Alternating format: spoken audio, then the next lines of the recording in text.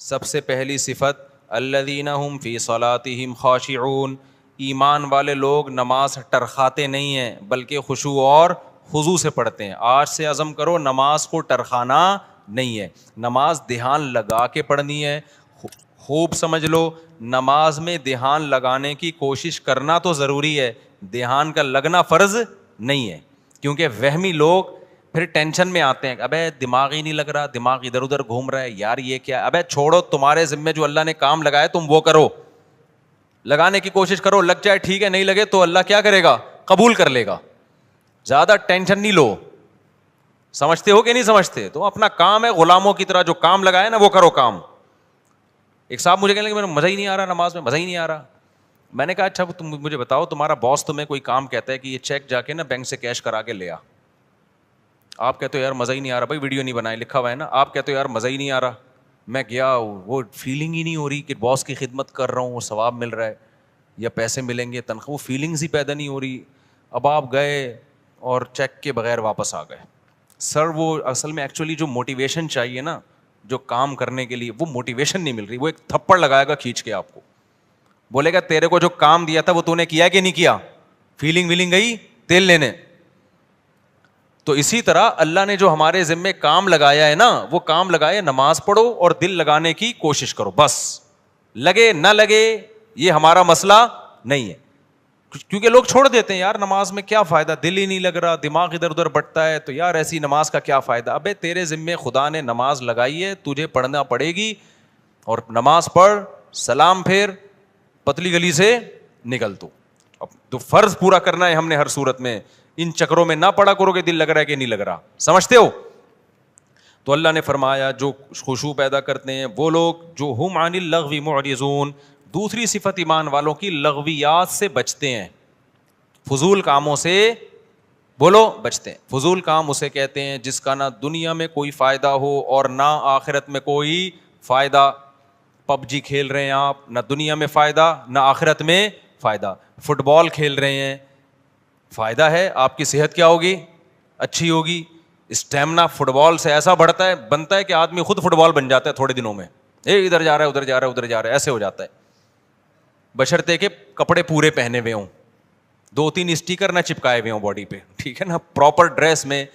Fit بال ایک ایسی چیز ہے آخرت کا ہو، اگر نیت اچھی ہوگی تو آخرت کا بھی فائدہ ہوگا کہ میں صحت بنا رہا ہوں تاکہ میں اللہ کی عبادت کر سکوں، لوگوں کے کام آ سکوں، تو آخرت کو بھی فائدہ.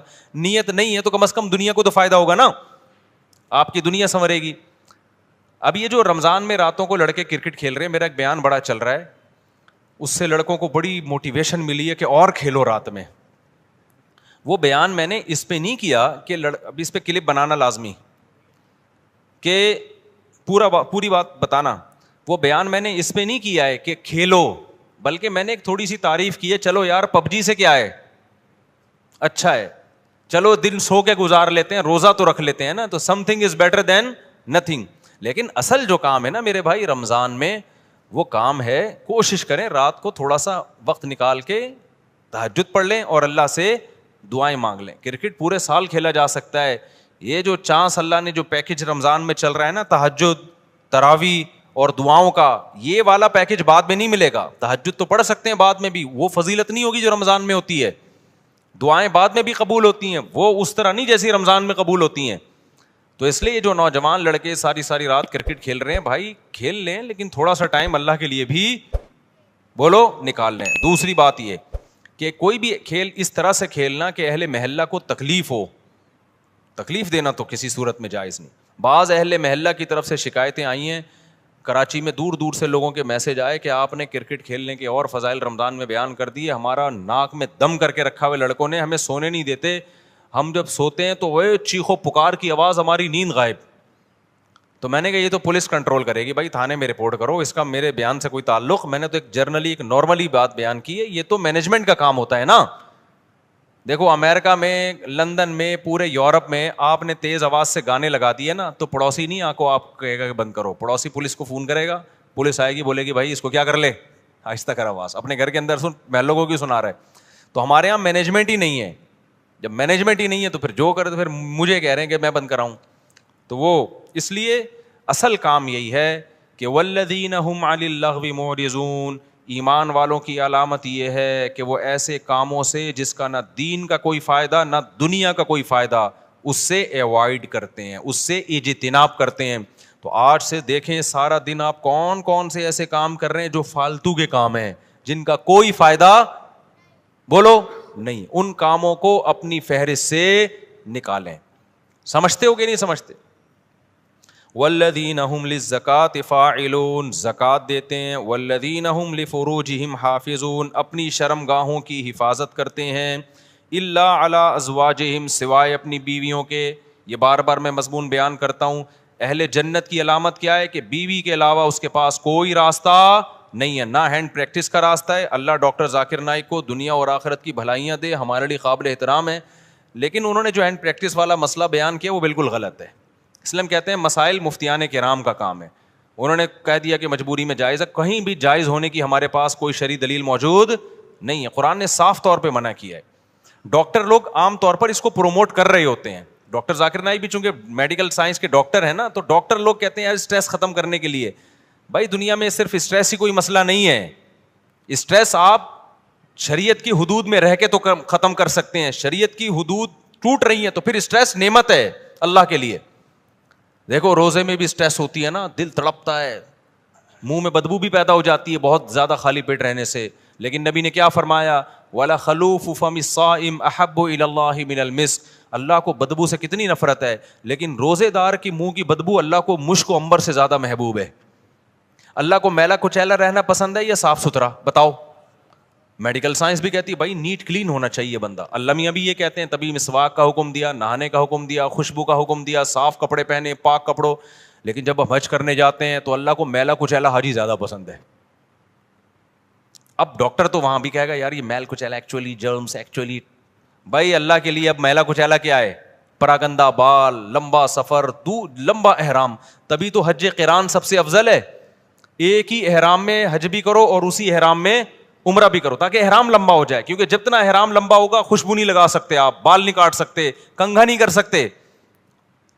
تو دیکھو لو جو لمبے حج کرتے ہیں نا، احرام یہیں سے باندھ کے جاتے ہیں، تھوڑے دنوں میں ایسا لگ رہا ہوتا ہے مریخ سے آئے ہوئے ہیں، یہ کہیں پتہ نہیں کہاں سے آئے بندہ.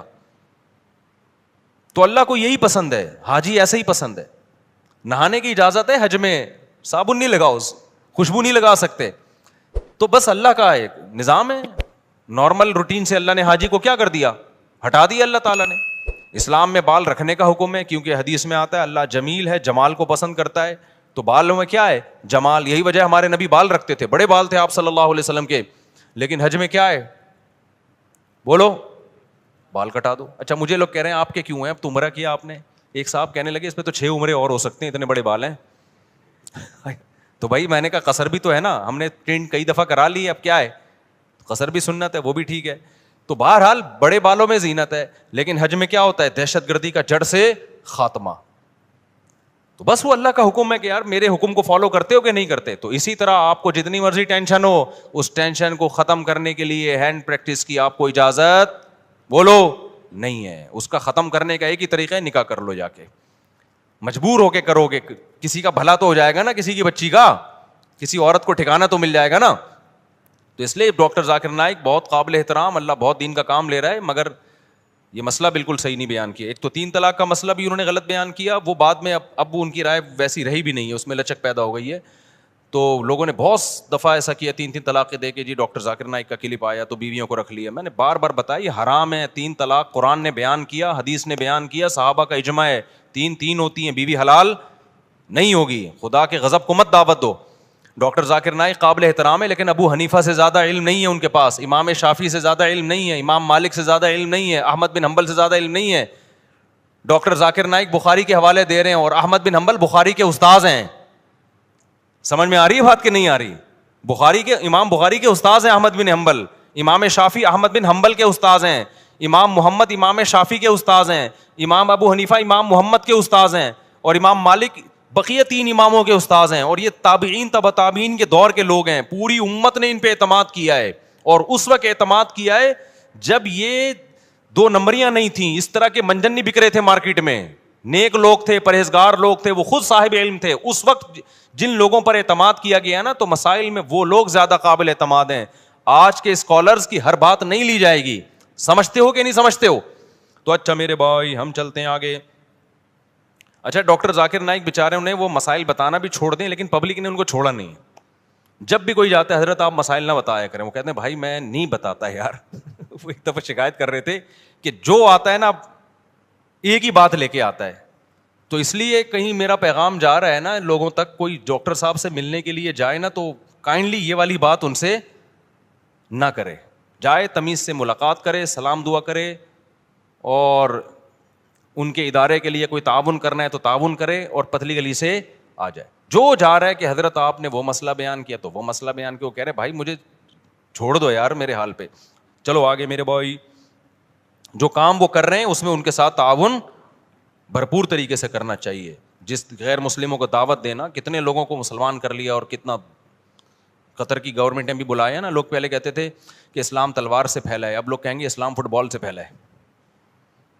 پہلے مشہور تھا کہ اسلام کس سے پھیلا ہے؟ تلوار سے. علماء نے بتایا نہیں جی اخلاق سے پھیلا ہے. اب نہ اخلاق سے پھیلا ہے نہ تلوار سے پھیلا ہے. اسلام کس سے پھیلا ہے؟ فٹ بال سے. قطر میں فٹ بال کا ٹورنامنٹ ہوا نا, پتہ نہیں کتنے لوگ مسلمان ہو گئے ڈاکٹر ذاکر نائک کے ہاتھ پہ.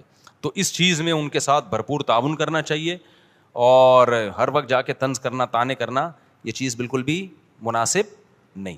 چلو میرے بھائی ہم آگے چلتے ہیں. تو اللہ میاں نے یہاں پر بتایا کہ اپنی شرمگاہوں کی حفاظت کرتے ہیں, یعنی اپنی خواہش پوری نہیں کرتے سوائے اپنی بیویاں اور باندیوں سے. باندیوں کا سیٹ اپ آج کل کیا ہو گیا ہے؟ ختم. بین الاقوامی معاہدہ ہے, اب کوئی کسی کو باندی نہیں بنا سکتا. کوئی عورت آ کے باندی بننا بھی چاہے نا کہ میں آج سے آپ کی غلام ہوں, لونڈی ہوں, نہیں ہو سکتا. یہ سمجھتے ہو اسلام نے آزاد عورت کو یہ رائٹ ہی نہیں دیا کہ وہ کسی کی باندی بن جائے. وہ صرف جنگوں میں قید ہوا کرتی تھی, اور پوری دنیا میں یہ تھا کہ یہ معاہدہ تھا. اب وہ پوری دنیا میں معاہدہ ہو گیا ہے کہ اب جنگوں میں جو قید ہوگی وہ باندی نہیں بنے گی. تو اسلام نے معاہدے کی پابندی کا حکم دیا ہے. سمجھتے ہو, کیونکہ اسلام میں کوئی لازمی حکم نہیں تھا باندی بناؤ. تو اس لیے اب آپ کے پاس ایک ہی آپشن رہ گیا ہے. وہ آپشن کیا رہ گیا ہے؟ بیوی. تو 4 شادیوں کی اتفاق سے اللہ نے اجازت دی ہوئی ہے. وہ مجھے نہیں برا بلا کہا کرو, وہ اللہ نے دی ہوئی ہے عدل کی شرط کے ساتھ, حقوق کی برابری کے ساتھ. تو وہ آپ اگر کرنا چاہیں تو میری طرف سے مجھے کوئی شکایت آپ سے بالکل بھی نہیں ہوگی. مجھے, میں کون ہوتا ہوں؟ اللہ کو نہیں ہوگی. جب اللہ کو نہیں ہوگی تو سوسائٹی گئی تیل لیں, سوسائٹی کی ایسی کی تیسی. اچھا میرے بھائی ایسی کی تیسی کا وہ بنا لینا. آگے اللہ تعالیٰ فرماتے ہیں والذین هم لاماناتهم وعہدهم راعون. یہ بہت اہم آیت ہے یار, یہ بہت اہم آیت ہے. کاش یہ چیز مسلمانوں میں آ جائے. امانتوں اور معاہدوں کی پابندی, ایگریمنٹ کی بولو پابندی. امانت کا مطلب کوئی بھی عہدہ آپ کو دیا گیا ہے, آپ پہ اعتماد کر کے آپ اس کو ذمہ داری سے پورا کریں. آپ نے جب کسی سے کوئی ایگریمنٹ کر لیا, اسٹیٹ ایجنٹ کتنے 2 نمبر ہوتے ہیں سوائے ان کے جو میرا بیان سن رہے ہیں. کل میرے پاس کیس آیا, جمعے کو, چند دن پہلے جمعے کو کیس آیا, کتنے ایڈوانس میں دے دیا, سودا بک ہو گیا. آپ کسٹمر کو, ویسے تو اسٹیٹ ایجنٹ الو بنا رہے ہوتے ہیں, کسٹمر بھی بنا رہے ہوتے ہیں. اب کیا ہے کہ جی دوسرا زیادہ اچھا مل گیا تو ادھر سے زبان چینج کر کے اس سے معاملہ کرنا شروع کر دیا. بہت 2 نمبریاں ہو رہی ہیں پیسوں کے معاملے میں. مسلمان سیدھا نہیں ہے. اسٹیٹ ایجنٹ کیا کرتا ہے, آپ سے پیسے لیے, کوئی اچھا پلاٹ ملے گا آپ کو دوں گا, اچھا ملے نا تو نیت چین, ابے اس کو کیوں دوں, خود نہ رکھ لوں میں. حالانکہ معاہدہ کس سے ہوا تھا؟ آپ سے معاہدہ ہوا تھا. 2 نمبریاں, ادھر سے گھسیٹو ادھر سے گھسیٹو. آپ نے جب مالک مکان سے گھر لیا کرائے پر, آپ نے معاہدہ یہ کیا تھا 1 سے لے کے 5 تاریخ تک میں کرایہ, عام طور پہ 5 تک دے دیا جاتا ہے. آپ نہیں دے رہے 5 تاریخ کو کرایہ, اس کا فون آ رہا ہے بھائی کرایہ کیوں نہیں دیا. آپ چلو اب دے دیتا ہوں میں. معاہدہ تو توڑ دیا نا آپ نے, معاہدہ 5 کا ہوا تھا. اب وہ کال کر کے کیوں بتا رہا ہے آپ کو؟ نہیں آئی بات. جو کام آپ کا تھا وہ کیوں, بیت الخلاء جب جانا ہوتا ہے دوسرا بتا رہا ہوتا ہے, سر آپ 24 گھنٹے ہو گئے ابھی تک واش روم نہیں گئے, کائنڈلی اب آپ چلے جائیں. آپ کی ضرورت ہے نا واش روم, جب آپ کو تقاضا ہوتا ہے آپ کسی سے مشورہ لیتے ہو یا ڈاکٹر کہے گا فوراً جاتے ہو. تو یہ جو آپ کا ایگریمنٹ ہوا نا کہ گھر میں استعمال کروں گا اور کرایہ میں اتنے دن دوں گا, اتنے دن تک دے دوں گا, تو اب جب اتنے دن گزر گئے تو یہ ذمہ داری کس کی ہے؟ آپ گناہگار ہو رہے ہو. آپ گناہگار ہو رہے ہو, آپ کو دینا پڑے گا اس کو, اس کے کال کیے بغیر.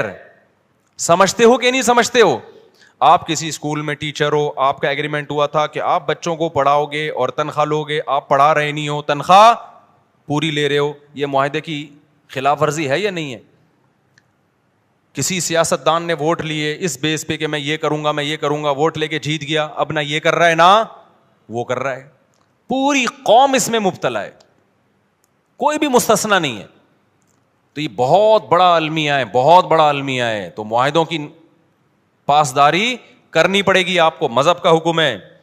والذین هم علی صلواتہم یحافظون, اور وہ لوگ اپنی نمازوں کی حفاظت کرتے ہیں. نماز کو اللہ نے 2 دفعہ ذکر کیا, پہلے کہا خشوع و خضوع سے پڑھتے ہیں, اب کہا کیا کرتے ہیں؟ حفاظت. حفاظت کا مطلب پتہ ہے کیا ہے؟ ٹائم پہ پڑھنا, کیونکہ ٹائم گزار دیا تو ضائع کر دیا آپ نے, ٹائم گزار دیا تو کیا کر دیا؟ ضائع کر دیا. انہی آیتوں کی وجہ سے امام ابو حنیفہ سفر میں 2 نمازیں اکٹھی پڑھنے کے قائل نہیں ہیں, کیونکہ قرآن کہہ رہا ہے کہ اپنی نمازوں کی حفاظت. حفاظت کا مطلب کیا ہے؟ ایک صاحب نے کہا کہ قرآن نے کہا حفاظت کرتے ہیں, قرآن نے کہا ہر نماز کا ایک وقت مقرر ہے. قرآن میں ہے نا ان الصلاۃ کانت علی المؤمنین کتابا موقوتا, اور یہ سفر کے بارے میں نازل ہوئی ہے کہ ہر نماز کا ایک ٹائم متعین ہے. انہوں نے کہا جب قرآن میں آتا ہے ہر نماز کا ایک ٹائم متعین ہے, تو ہمیں حدیث سے پتہ چلتا ہے کہ سفر میں 2 نمازوں کا ایک ہی ٹائم ہے, حالانکہ ایسا ہے نہیں. حدیث جبریل سے پتہ چلتا ہے کہ ہر نماز کا ٹائم کیا ہے؟ ہر نماز کا ایک متعین ٹائم ہے. حدیث جبریل سے پتہ چلتا ہے ظہر یہاں تک, عصر یہاں تک, عصر سے مغرب کا ٹائم, پھر مغرب سے عشاء. حدیث جبریل مشہور حدیث ہے, اس سے پتہ چلتا ہے. اور جو سفر میں آتا ہے نا حدیث میں 2 نمازیں اکٹھی پڑھی ہیں, اکثر لوگ ہم پہ طنز کرتے ہیں کہ جب نبی نے فرمایا 2 نمازیں اکٹھی پڑھی ہیں تو آپ کیوں نہیں پڑھتے؟ بھائی بخاری مسلم کی حدیث ہے کہ نبی نے بغیر سفر کے بھی 2 نمازیں اکٹھی پڑھی ہیں, تو جو اس کا مطلب ہے وہ اس کا بھی وہی مطلب ہے, ان حدیثوں کا بھی. اور اس کا مطلب کیا ہے؟ علامہ شوکانی جو ہے غیر مقلد عالم تھے, انہوں نے لکھا ہے کہ اس کا مطلب ہے 2 نمازیں اکٹھی ایسے پڑھی ہے کہ ہر نماز اپنے وقت پہ پڑھی ہے. ایک کو مؤخر کیا ظہر کو, اور جب ظہر کا وقت ختم ہوا تو فوراً عصر پڑھ لی, یعنی عصر اپنے وقت پہ پڑھی, ظہر اپنے وقت پہ پڑھی. تو جو مطلب اس حدیث کا ہے نا جس میں آتا ہے نبی نے بغیر کسی عذر بارش کے 2 نمازیں اکٹھی پڑھی ہیں, ہم کہتے ہیں یہی سفر کا بھی یہی مطلب ہے. اس سے تمام قرآن اور تمام احادیث میں کیا ہو جاتا ہے؟ تطبیق ہو جاتی ہے آرام سے, سوائے حج کے. حج تو خلاف قیاس ہے.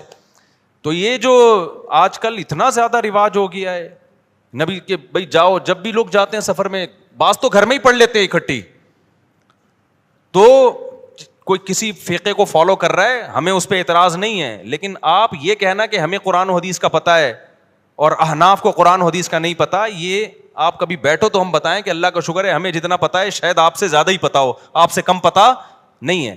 تو یہ آخری بات, یہ چونکہ موضوع چل بھی ہے تو بس 1 منٹ میں اس بحث کو سمیٹتا ہوں. دیکھو قرآن مجید متواتر ہے, اس کا ایک ایک لفظ من جانب اللہ ہے, اس میں ایک حرف میں بھی تحریف نہیں ہوئی ہے.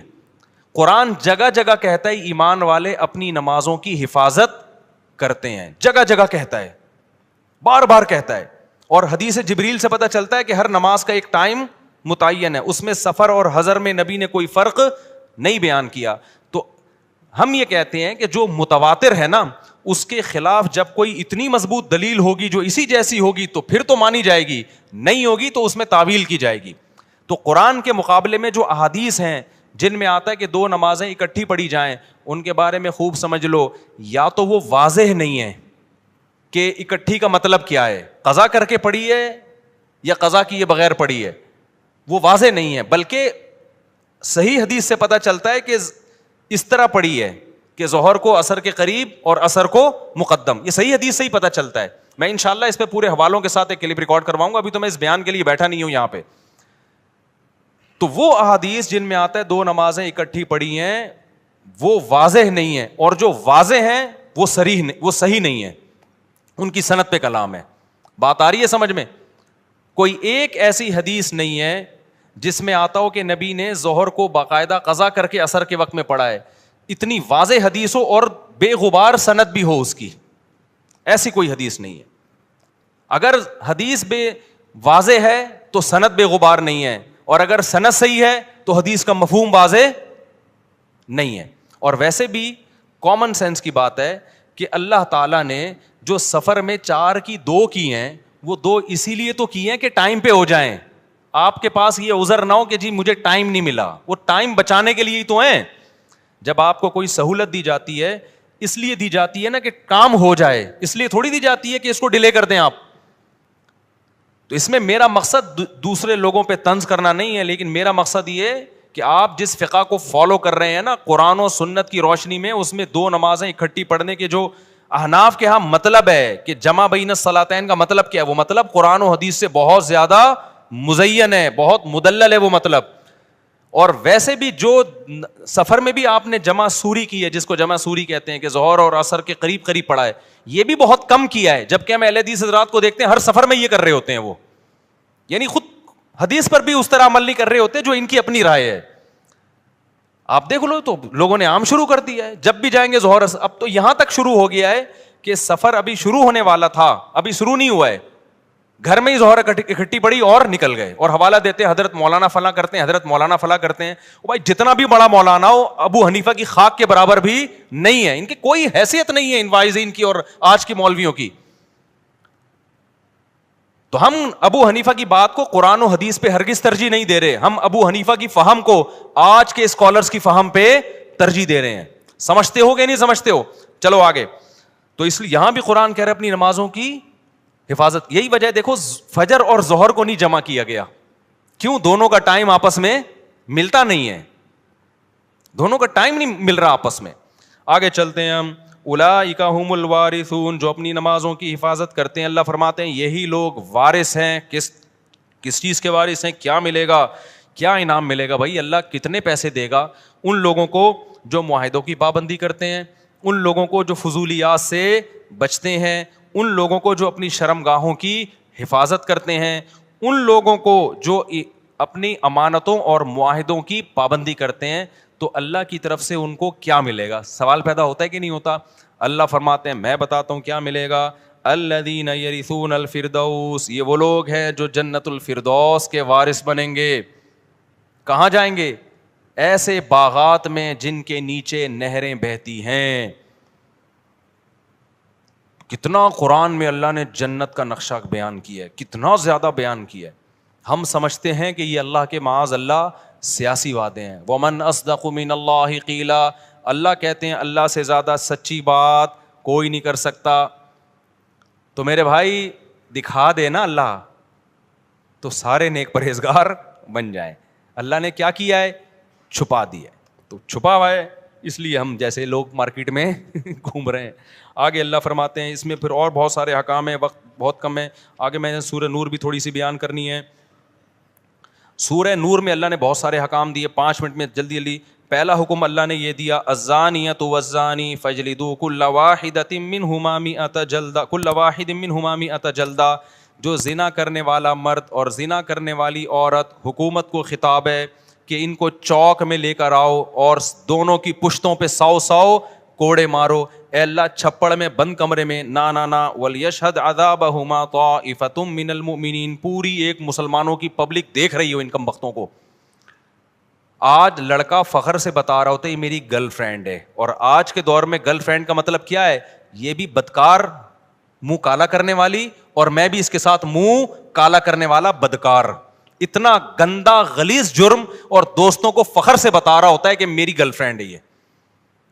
جب بھی کوئی آپ کے سامنے دیکھو, نہی علی المنکر اپنی استطاعت کے بقدر فرض ہے. میں یہ نہیں کہہ رہا جو زنا کر رہے ہیں آپ کوڑے مارنا شروع کر دو, اس کی آپ کو اتھارٹی نہیں ہے, لیکن اتنا آپ کا فرض بنتا ہے جب کوئی دوست بتایا کرے نا میری گرل فرینڈ ہے, بول کام تو بھنگیوں اور چماروں والے کر رہا ہے, شکل سے شریف لگتا ہے, کام کیا کر رہا ہے؟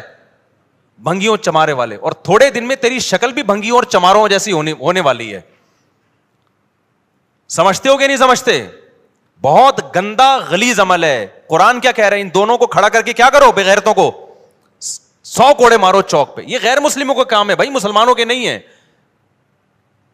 یہ بولو یار تیری بھابھی کا فون آیا ہے, میری وائف کا فون آیا ہے, مجھے اپنی بیوی سے, جب کوئی مجھے بتاتا ہے نا مجھے اپنی بیوی سے محبت ہے, اللہ کی قسم خوشی ہوتی ہے. خاندانی آدمی ہے,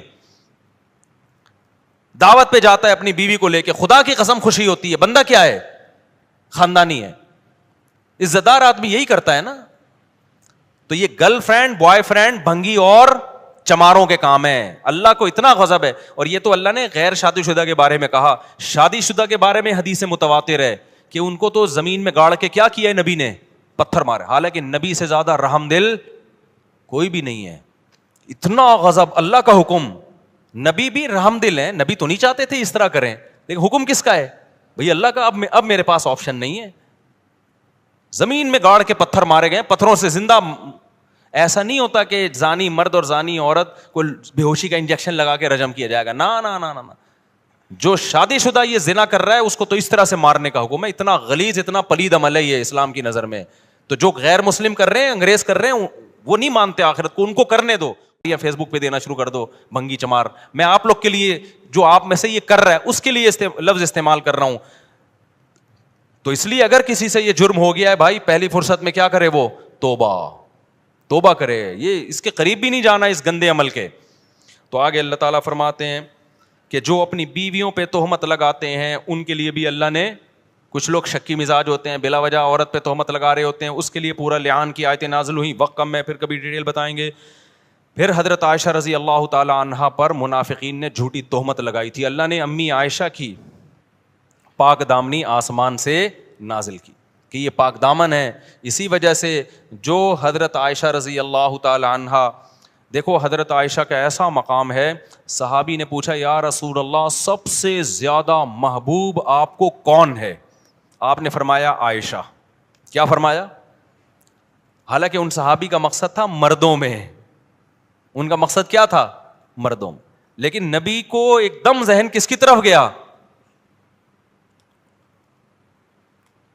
عائشہ. تبھی بعض تابعین جب حدیث بیان کرتے نا تو جیسے آتا نا ان عائشہ رضی اللہ عنہا, حضرت عائشہ سے نا نا نا نا, وہ کہتے حبی رسول اللہ, نبی کی جو چہیتی تھیں, سب سے محبوبہ تھیں عائشہ, ان سے یہ حدیث مروی ہے. وہ یہ لقب لگایا کرتے تھے. تو آپ نے کیا فرمایا, سب سے محبوب کون ہے؟ عائشہ. تو ان صحابی نے کہا مردوں میں. فرمایا ابوہا. یہ بھی نہیں کہا کہ ابو بکر, نہیں آئی بات میرا خیال ہے. فرمایا عائشہ کا باپ. تو نام یہاں بھی کس کا استعمال کر رہے ہیں؟ عائشہ. تو حضرت عائشہ کی فضیلت اس سے اور زیادہ بڑھ گئی کہ عائشہ بھی محبوب اور عائشہ کا کہ والد بھی محبوب. تو اس لیے اللہ نے آسمان سے آپ کے لیے آپ کی پاکدامنی کو نازل کیا. اسی وجہ سے جو شخص بھی حضرت عائشہ رضی اللہ تعالی عنہا کو معاذ اللہ فاسقہ سمجھتا ہے, ان آیتوں کی روشنی میں وہ اسلام سے خارج. لوگ ہمیں کہتے ہیں, یہ مفتی لوگ لوگوں کو دائرہ اسلام سے نکالتے رہتے ہیں, کفر کے فتوے دیتے رہتے ہیں. بھائی ہم کسی کو دائرہ اسلام سے نہیں نکالتے, نام اس کے ٹھیکیدار ہیں. جو نکل گیا ہے اس کے بارے میں بتاتے ہیں کہ یہ مارکیٹ سے کیا ہو گیا, اسلام کی مارکیٹ سے شارٹ نکالنا تو اللہ کا کام ہے بھائی, بتانا مولویوں کا کام ہے یا نہیں ہے. تو اتنا بھی براڈ مائنڈیڈ نہیں بنو کہ دائرہ اتنا بڑا ہو جائے کہ کوئی اس میں رہے نہیں. اب کوئی بتوں کی عبادت کر رہا ہے تو دائرہ اسلام میں کہوں یہ مسلمان ہے تو اللہ مجھ سے پوچھے گا کہاں سے آ گیا مسلمان بھائی جو بتوں کی عبادت کر رہا ہے. تو اتنے براڈ مائنڈیڈ نہیں بنو, نہ اتنے میٹھے بنو کہ لوگ کھانا شروع کر دیں, نہ اتنے کڑوے بنو کہ لوگ تھوکنا شروع کر دیں. بیلنس ہونا چاہیے. تو دائرہ اسلام سے جو نکلے گا تو وہ مارکیٹ سے خود ہی نکلا ہے, ہم نے تھوڑی نکالا ہے. ہم بتائیں گے بھائی یہ نہیں ہے, کائنڈلی ادھر اس سے آپ کیا کریں, اوائڈ کریں. تو میرے بھائی